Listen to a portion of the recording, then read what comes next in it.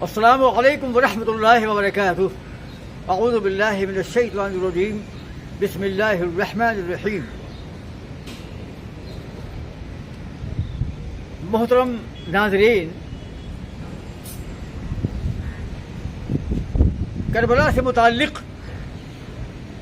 ہمارے کئی ویڈیوز کے قبل آ چکے ہیں۔ آج ہمارا عنوان ہے کہ حضرت حسین رضی اللہ تعالی عنہ کا موقف، ان کا اسٹینڈ، ان کا نظریہ بیعت یزید کے بارے میں کیا تھا، یا مدینے سے کوفہ اور مدینے سے مکہ اور مکہ کے بعد کوفہ کی روانگی کے پس منظر میں ان کا مطمع نظر کیا تھا، ان کا نظریہ کیا تھا، ان کا اسٹینڈ کیا تھا۔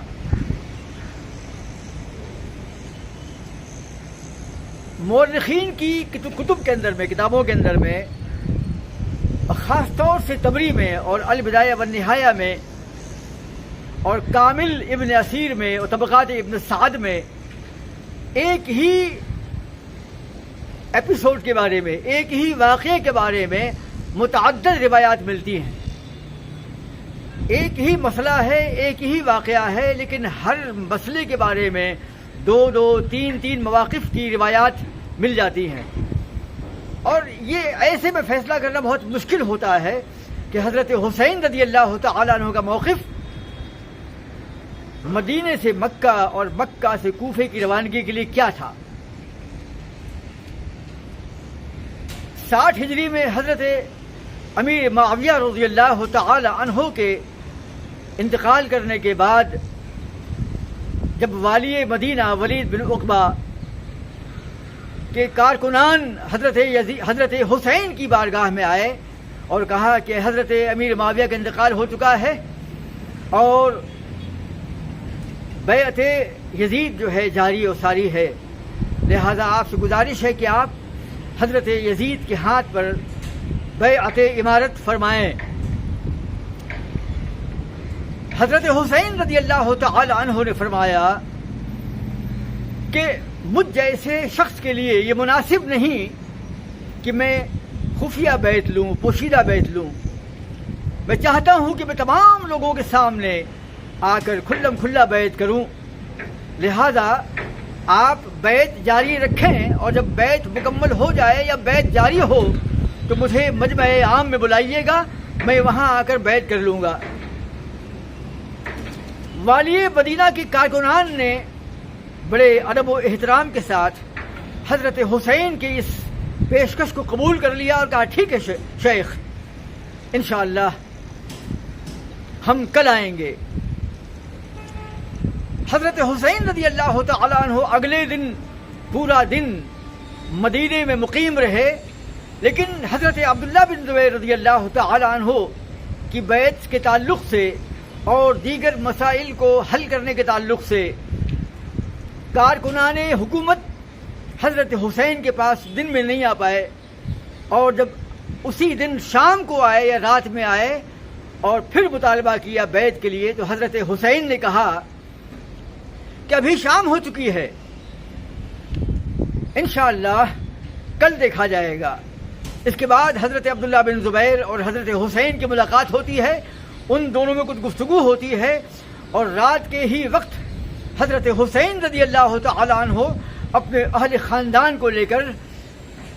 مدینے سے مکہ کے لیے روانہ ہو جاتے ہیں۔ یہ روایت جو ہے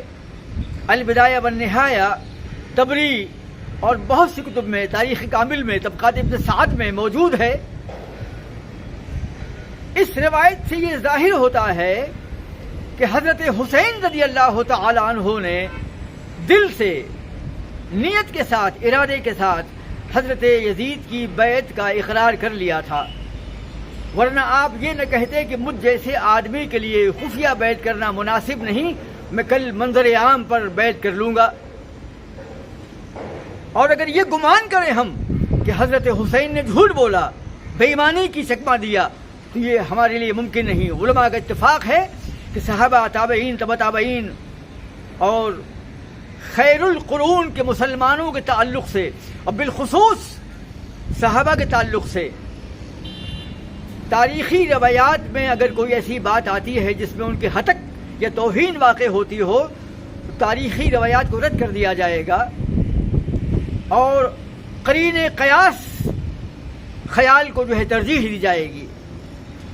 حضرت حسین رضی اللہ تعالیٰ عنہ کا یہ کہنا کہ مجھ جیسے آدمی کے لیے کھلم کھلا بیعت کرنا مناسب ہے، خفیہ بیعت مناسب نہیں، کل جو ہے جب بیعت جاری ہو مجھے آ کر کہہ دینا، میں وہاں پر آ کر بیعت کر لوں گا۔ اگلے دن بھی پورا دن جو ہے آپ وہاں موجود رہے مدینے میں، لیکن حکومت کے لوگ خود ہی نہیں آ پائے، سیاسی مسائل کے حل کے پیش نظر یا اس میں مصروفیت کے پیش نظر۔ جب شام کو آئے تو کہا کہ ابھی تو رات ہو چکی ہے، شام ہو چکی ہے، کل دیکھا جائے گا، اور پھر رات ہی کے وقت میں عبداللہ بن زبیر اور حضرت حسین رضی اللہ تعالیٰ عنہ نے مدینہ چھوڑ دیا اور مکہ کی جانب سفر شروع کر دیا۔ اب یہ ہمارا اور آپ کا نصیب ہے کہ ہم حضرت حسین کو کذاب، وعدہ خلاف اور دھوکہ دینے والا سمجھیں۔ ہمیں یقین کرنا چاہیے کہ حضرت حسین نے انکار نہیں کیا، قبول کر لیا۔ ہاتھ پہ ہاتھ دینا جو ہے یہ بیعت کی شرائط میں شامل نہیں، بیعت کے لیے دل کا ارادہ اور دل کی نیت کافی ہے۔ علامہ نووی نے مسلم شریف میں حضرت علی کی بیعت کے باب میں دلیل پیش کی ہے کہ ہاتھ پر ہاتھ دینا ہر مسلمان کا امیر کے ہاتھ پر ہاتھ دینا لازم نہیں، دل کے اندر میں اگر ارادہ ہے اور نیت ہے تو یہی بیعت کافی ہے۔ اور رہا ہاتھ پہ ہاتھ دینا، یہ رسمی بیعت ہے جو کبھی بھی ہو جائے گی، آج نہیں کل، کل نہیں پرسوں، یا اگلے مہینے یا 2-4 مہینے کے بعد، جیسے کہ حضرت علی رضی اللہ تعالی عنہ نے صدیق اکبر کی بیعت 6 ماہ کے بعد کی تھی۔ اس کا مطلب یہ نہیں کہ آپ اس کے لیے تیار نہیں تھے، آپ تیار تھے، لیکن رسمی بیعت آپ نے 6 ماہ کے بعد کی۔ تو حضرت حسین رضی اللہ تعالیٰ عنہ کے تعلق سے یہ کہنا کہ انہوں نے یزید کے ہاتھ پر بیعت نہیں کی، یا ان کے دل میں خواہش نہیں تھی، یا وہ ان کے خلاف خروج کرنا چاہتے تھے، یا ان کے خلاف جہاد کرنا چاہتے تھے، یہ مناسب نہیں ہے۔ اور البدایہ والنہایہ، طبری، تاریخ کامل اور بہت سی طبقات ابن سعد کی دیگر روایات کے اندر میں ایک اور روایت آتی ہے کہ حضرت یزید کو جب معلوم پڑا کہ کوفہ کے بہت سے خطوط حضرت حسین کے پاس آ رہے ہیں اور اس میں ان کے لیے خلافت کی پیشکش ہے اور یہ تسلسل کے ساتھ آ رہے ہیں، تو یزید نے حضرت عبداللہ بن عباس کو خط لکھا کہ اے عبداللہ بن عباس، مجھے خبر ملی ہے کہ کوفہ سے، عراق سے کوفی اہل کوفہ جو ہیں حسین کے پاس مسلسل خطوط ارسال کر رہے ہیں اور ان کو دعوت خلافت دے رہے ہیں۔ اگر یہ ایسا ہو گیا تو قرابت داریاں جو ہیں اس میں خلش پیدا ہو جائے گی، اس میں خلل پیدا ہو جائے گا، لہذا آپ حسین کو روکیں کہ اہل کوفہ کی دعوت پر خلافت کے لیے مکہ چھوڑ کر کے کوفہ روانہ نہ ہو۔ حضرت عبداللہ بن عباس رضی اللہ تعالی عنہ نے خط لکھا حضرت یزید کو کہ آپ مطمئن رہیے، حضرت حسین ایسا کوئی اقدام نہیں کریں گے آپ کے خلاف جو آپ کو ناپسند ہو۔ انشاءاللہ میں ان کو وصیت کروں گا، میں ان کو سمجھاؤں گا کہ وہ کوئی ایسا اقدام نہ کریں جس سے آپ کی ناراضگی ہو، بلکہ آتش فتنہ بجھ جائے، مسلمانوں کا اتفاق و اتحاد پارا پارا نہ ہو، بلکہ ہر طرف امن و امان قائم ہو جائے، میں اس بات کی وصیت کروں گا۔ تو حضرت عبداللہ بن عباس کا یہ کہنا جو ہے ثابت کر رہا ہے کہ حضرت عبداللہ بن عباس اس بات کو جانتے تھے کہ حضرت حسین رضی اللہ تعالی عنہ کے دل میں یزید کی خلافت کے خلاف خروج کرنے کا یا جہاد کرنے کا یا بغاوت کرنے کا کوئی ارادہ نہیں تھا۔ اور اس کے علاوہ حضرت عبداللہ بن جعفر، غالباً یہ طبرانی کی عبد الفرید کی روایت ہے کہ حضرت عبداللہ بن جعفر علیہ الرحمہ نے حضرت یزید کے پاس نہیں، والی مکہ سعید بن عاص کے پاس جا کر کہا کہ آپ حسین کے نام اپنے ہاتھوں سے ایک امان نامہ لکھ دیجئے جس میں حضرت حسین کو مکمل امان دیے جانے کا وعدہ کیا گیا ہو، تاکہ وہ مطمئن ہو جائیں اور مکہ چھوڑ کر اہل کوفہ کی دعوت پر لبیک کہتے ہوئے مکہ نہ چھوڑیں، کوفہ نہ جائیں۔ آپ اپنے ہاتھوں سے ایک رقعہ لکھ کر دے دیجئے، ایک دستاویز لکھ کر دے دیجئے۔ تو حضرت سعید بن عاص اس قدر نرم دل والی مکہ تھے کہ کہا کہ اے عبداللہ بن جعفر، آپ جو چاہیں لکھ کر لے آئیے، حسین کو امان دیے جانے کے تعلق سے آپ جو تحریر لکھ کے لائیں گے میں دستخط کر دوں گا اور سرکاری مہر لگا دوں گا۔ لہذا حضرت عبداللہ بن جعفر نے ایک دستاویز تیار کی جس میں والی مکہ کی جانب سے حضرت حسین کو امان نامہ لکھ کر دیا گیا۔ جب امان نامہ لکھ کر دیا تو انہوں نے اس پر دستخط کیے اور سرکاری مہر لگا دی۔ تو حضرت عبداللہ بن جعفر نے کہا کہ اے والی مکہ، میں چاہتا ہوں کہ آپ اپنے سگے بھائی کو میرے ساتھ روانہ کر دیجئے اور اپنے بھائی کے ہاتھوں سے حضرت حسین کو یہ خط پیش کیجئے۔ لہذا والی مکہ سعید بن عاص نے اپنے بھائی کو روانہ کیا اور حضرت حسین کے پاس دونوں پہنچے۔ عبداللہ بن جعفر اور والی مکہ کے بھائی پہنچے اور حضرت حسین کو پیشکش کی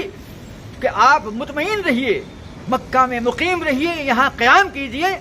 آپ پر کوئی زبردستی نہیں ہے، آپ جو چاہیں کریں۔ حضرت حسین رضی اللہ تعالیٰ عنہ، لیکن آپ کوفہ نہ جائیے، کوفیوں کی دعوت پر کوفہ نہ جائیے، آپ یہی مقیم رہیے۔ لیکن حضرت حسین نے مکہ سے کوفہ کا سفر ملتوی نہ کیا، کہا کہ نہیں، میں کوفہ جاؤں گا اور جو میرے دل میں ہے میں اس کا اظہار کسی سے نہیں کروں گا۔ آپ نے اپنے دل کی خواہش کا اظہار کسی سے نہیں کیا۔ یہ روایت بھی بتلاتی ہے کہ حضرت حسین کے خلاف حکومت کا رویہ بہت نرم تھا، ان کے دل میں حضرت حسین کی بڑی محبت تھی، اور حضرت یزید کو یہ خبر تھی کہ خطوط آ رہے ہیں عراق سے، جیسے حضرت امیر معاویہ رضی اللہ تعالیٰ عنہ کو خبر تھی، ان کے زمانے میں بھی خطوط آتے تھے،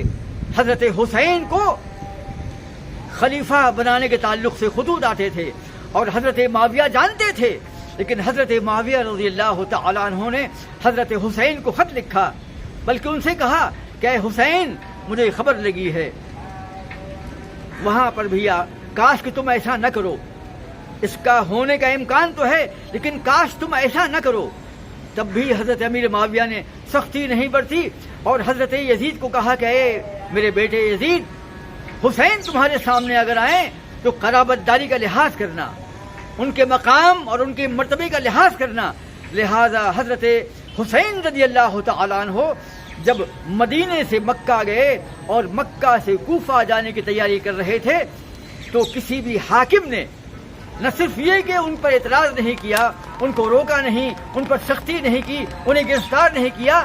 بلکہ تعاون کیا اور اپنے ہاتھوں سے امان نامہ لکھ کر دے دیا کہ آپ یہاں پر محفوظ ہیں۔ یہ تمام باتیں ثابت کرتی ہیں کہ حضرت حسین کے دل میں خروج کا کوئی جذبہ نہیں تھا، اور حضرت حسین رضی اللہ تعالیٰ عنہ کی کسی بھی تاریخی روایت جو صحیح سند سے ثابت ہو، یہ ثابت نہیں ہوتا کہ حضرت حسین رضی اللہ تعالیٰ عنہ حکومت اسلامیہ کے خلاف خروج کرنا چاہتے تھے، جہاد کرنا چاہتے تھے، بغاوت کرنا چاہتے تھے۔ عصر جدید کے مورخین نے، حتیٰ کہ شیعہ مورخین نے بھی کئی مقام پر اس بات کا اقرار کیا ہے کہ حضرت حسین نے آخر دم تک اپنے دل کے خیال کا اظہار نہیں کیا، اپنے موقف کا اظہار نہیں کیا کہ وہ کیا چاہتے ہیں۔ آخر دم تک آپ نے عبداللہ بن عباس کو نہیں بتلایا، عبداللہ بن زبیر کو نہیں بتلایا، عبداللہ بن عمر کو نہیں بتلایا، عبداللہ بن جعفر کو نہیں بتلایا،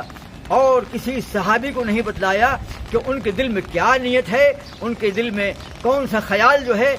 کروٹیں لے رہا ہے۔ کچھ لوگ کہتے ہیں کہ حضرت حسین رضی اللہ تعالی عنہ نے یزید کی حکومت کے خلاف بغاوت کی تھی، خروج کیا تھا، اور وہ آمادہ نہیں تھے ان سے بیعت کرنے کے لیے. لیکن بے شمار تاریخی روایات اور احادیث ایسی ملتی ہیں، کتب احادیث کی روایات،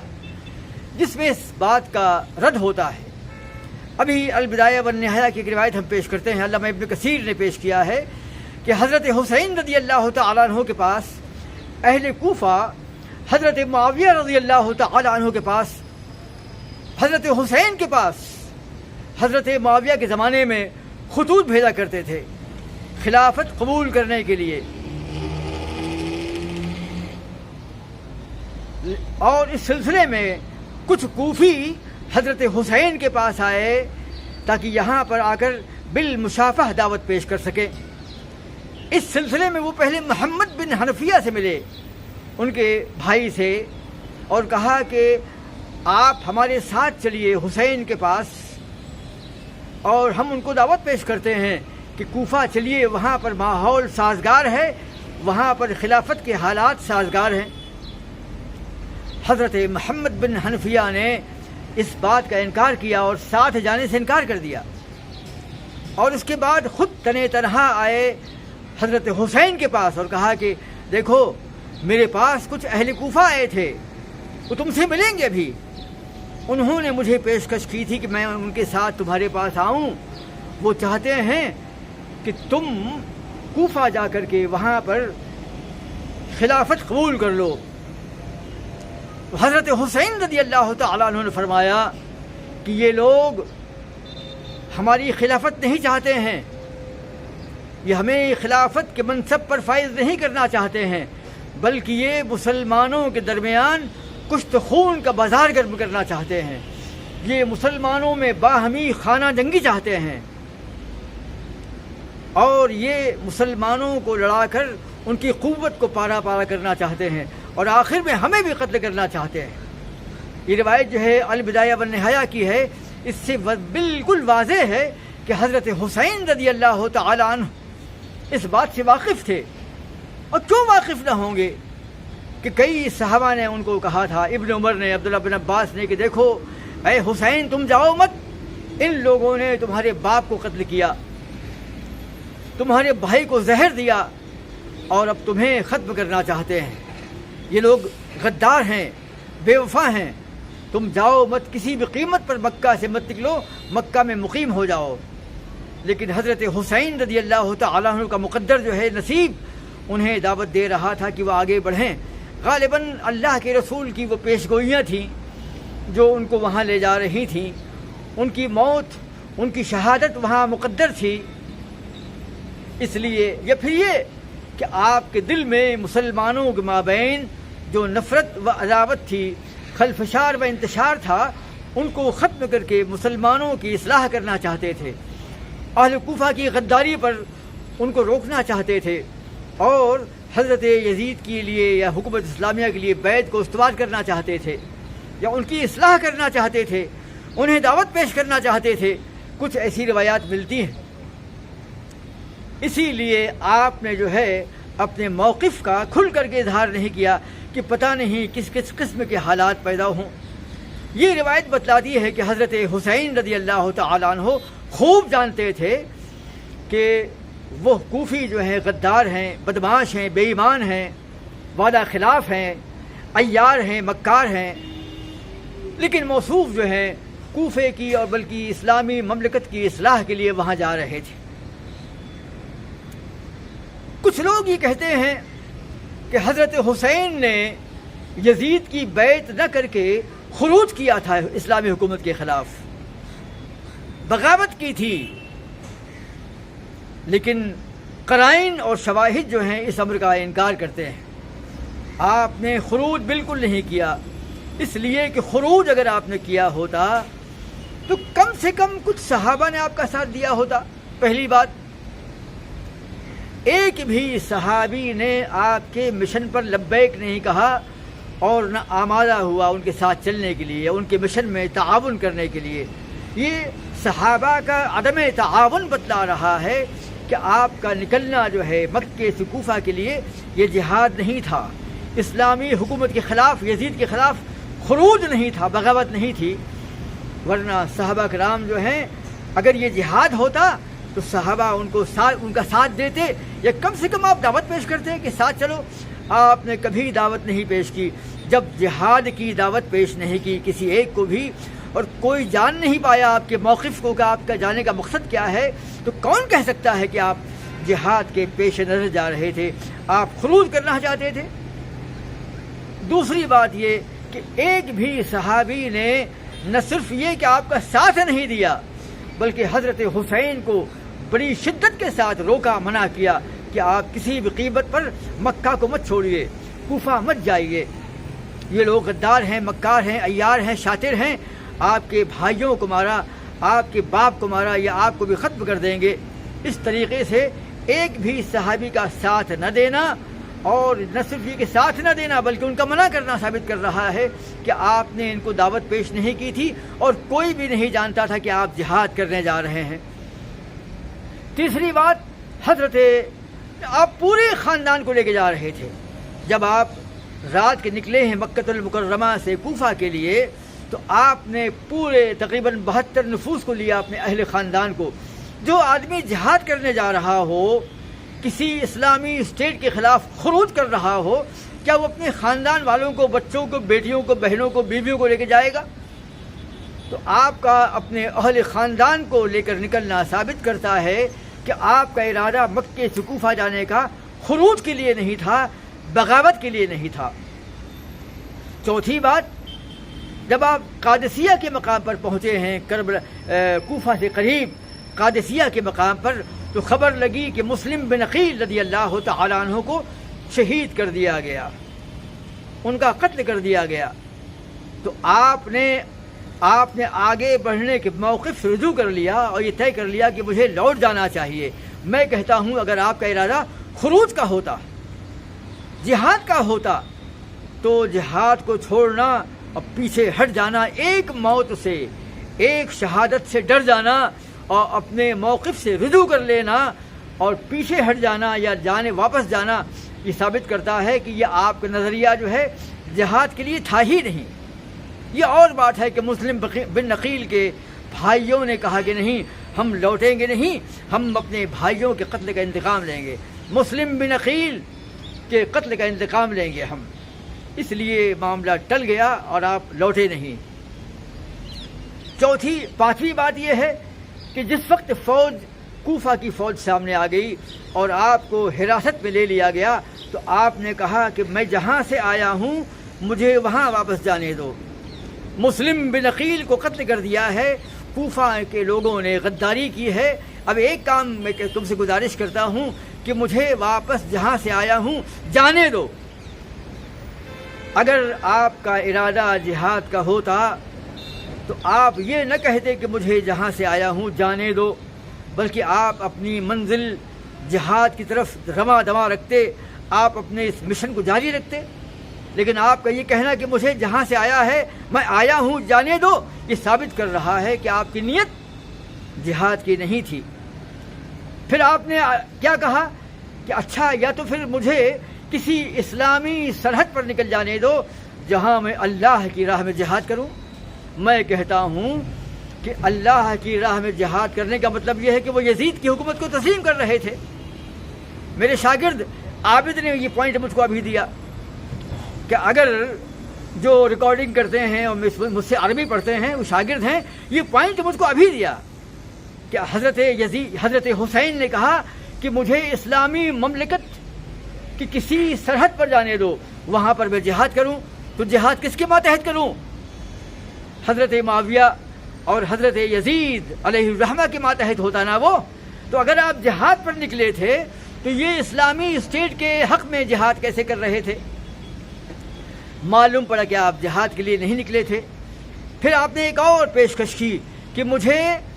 دمشق جانے دیا جائے تاکہ میں اپنے ہاتھ کو یزید کے ہاتھ میں دے دوں، بیعت کر لوں۔ اگر آپ یزید کے خلاف خروج کر کے نکلے تھے، بغاوت کر کے نکلے تھے، تو آپ نے یہ کیسے کہہ دیا کہ مجھے واپس ہونے دو؟ یہ ساتوں باتیں ثابت کر رہی ہیں کہ آپ کی نیت جہاد کرنے کی نہیں تھی، بغاوت کرنے کی نہیں تھی، خروج کرنے کی نہیں تھی۔ حضرت حسین رضی اللہ تعالیٰ عنہ کو اللہ تعالیٰ نے محفوظ رکھا اسلامی مملکت کے خلاف خروج کرنے سے. اور یہ غلطی کیسے کر سکتے تھے وہ؟ حضرت معاویہ کے زمانے میں 55 یا 56 ہجری میں بیعت ولی عہدی تمام صحابہ کرام کی موجودگی میں حضرت یزید کی ولی عہدی کی بیعت لی گئی تھی تاکہ مستقبل میں معاویہ کے انتقال کے وقت میں حضرت معاویہ رضی اللہ تعالی عنہ کے انتقال کے وقت میں خلفشار نہ ہو اور خلافت کے حصول کے لیے چند لوگوں میں رسا کشی نہ ہو. اس خطرے کے احتمال کی بنا پر حضرت معاویہ نے صحابہ سے مشورہ کر کے ولی عہدی کی بیعت لی تھی، جانشینی کی بیعت لی تھی. اور جب 60 ہجری میں ان کا انتقال ہو گیا، تمام صحابہ کرام نے، تمام مؤمنین نے، تمام مؤمنات نے، امہات المومنین، تمام ائمۃ المسلمین، تمام تابعین، تمام صحابہ محدثین نے حضرت یزید کی بیعت کر لی تھی. عبداللہ بن زبیر کو چھوڑ کر تمام لوگوں نے بیعت کر لی تھی. حضرت حسین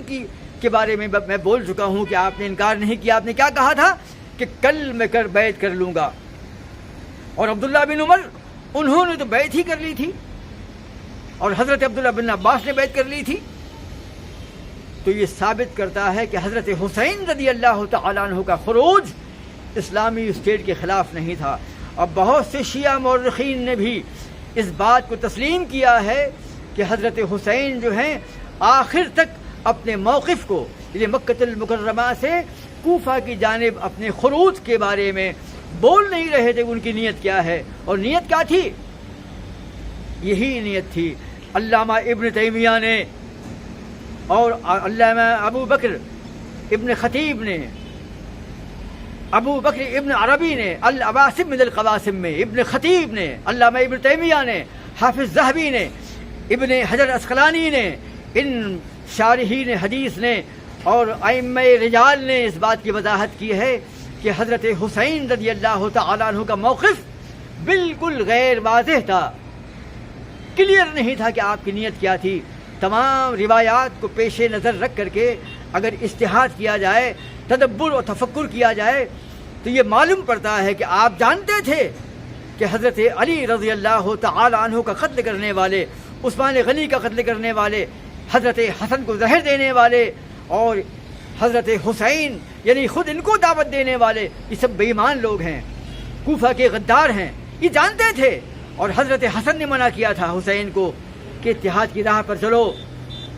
اب باغیانہ روش کبھی اختیار مت کرنا. اور ان تینوں مثالوں کے پیش نظر ہم کیسے یقین کر سکتے ہیں کہ حضرت حسین میں اتنا تدبر نہیں تھا؟ سب کچھ دیکھ کر کے بھی وہ قتل ہونے وہاں جا رہے تھے. اور پھر مسلم بن عقیل کو تو دیکھ ہی لیا تھا نا کہ قتل کر دیے گئے، پھر بھی آپ جا رہے تھے وہاں پر. آپ کا نصیب اور آپ کا مقدر جو ہے اور اللہ کی مشیت، غالباً وہی مشیت کہ کچھ حدیثوں میں حضرت حسین رضی اللہ تعالیٰ عنہ کے کربلا کی دست غربت میں قتل ہونا یا شہید ہونا مقدر ہو چکا تھا. لہذا آپ کی تقدیر، آپ کا نصیب وہاں لے جا رہا تھا. لہذا جو لوگ یہ کہتے ہیں کہ حضرت حسین کا خروج تھا یزید کے خلاف، وہ غلطی پر ہیں. حضرت یزید اور ظالم اور جابر حکومت کے خلاف خروج تھا. میں کہتا ہوں کہ حضرت یزید کا ظلم دکھایا جائے. جب امیر معاویہ رضی اللہ تعالی عنہ کا دور تھا اور آپ کا انتقال ہو گیا، اس وقت تمام اسٹیٹ میں امن و امان قائم تھا، اور ایک بھی واقعہ نہیں کہ اسلامی اسٹیٹ میں کوئی بدامنی تھی، بدفعالی تھی، خلفشار تھا، انتشار تھا، یہ مظالم ہو رہے تھے. بالکل نہیں تھا. جب وہاں مظالم نہیں تھے، کوئی ثبوت نہیں ملتا اس بات کا، تو یہ کیسے قیاس کر سکتے ہیں کہ یزید کی مملکت ظالمانہ ہے، جابرانہ ہے؟ اور ابھی تو انتقال ہوا ہے معاویہ کا، اور ابھی تو بیعت لی جا رہی ہے، ابھی تو اس کی نظیریں نہیں ہیں سامنے ظلم کی. پھر حضرت حسین کیسے نکل سکتے ہیں؟ اور تمام صحابہ کرام کے خلاف آپ تمام مسلمانوں سے اختلاف کیسے کر سکتے ہیں؟ آپ جنت کے جب نوجوانوں کے سردار ہیں. آپ حضرت حسن اور حضرت حسین جنت کے نوجوانوں کے جو ہیں سردار ہیں. اللہ کے رسول کی حدیث ہے کہ حضرت حسن اور حضرت حسین جو ہیں جنت کے نوجوانوں کے سردار ہیں. تو جنت کے نوجوانوں کو جو سردار ہوگا وہ اتنی بڑی غلطی کیسے کر سکتا ہے کہ تمام مسلمانوں کے اتحاد کو پارا پارا کر کے اپنی ذاتی رائے کو ترجیح دے کر کشت خون کی راہ پر چل پڑے. لہذا ہمیں اس بات کو تسلیم، ہاں بہت سے لوگوں نے دلائل پیش کیے ہیں اور انبار لگا دیا ہے، کسی اور موقع پر انشاءاللہ ہم اس پر تبصرہ کریں گے کہ جو دلیل پیش کرتے ہیں کہ یہ روایات اور یہ احادیث ثابت کرتی ہیں کہ حضرت حسین نے خروج کیا تھا، خروج ہرگز نہیں کیا تھا، اور یہ خروج ثابت کر کے حضرت حسین کی مذمت کرتے ہیں، ان کی برائی کو بیان کرتے ہیں. انشاءاللہ آنے والے وقتوں میں ہم بتائیں گے کہ جو لوگ خروج اور بغاوت ثابت کرتے ہیں وہ ان کی غلطی کیا ہے. حضرات، ہم تمام لوگوں سے گزارش کرتے ہیں کہ ہمارے چینل کو شیئر کریں، سبسکرائب کریں. السلام.